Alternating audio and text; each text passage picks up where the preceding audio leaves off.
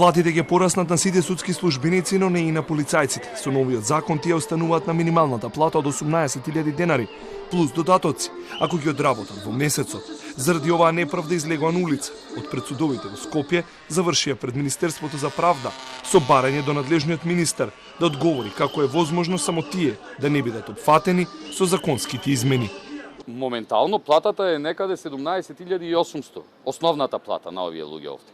Сега се зголемва на судски полицаец 7 бода и тоа е некој 200 и нешто 300 денари. Ке стигнеме до кај 18 и 100 и 200.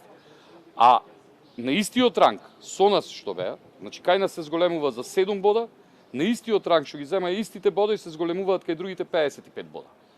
Никола Тупанчевски е новиот министер за правда, но тој не знаел за оваа неправда. Покусата средба со протестантите им ветил покачување. Денес обеќано ни е од министерот за правда дека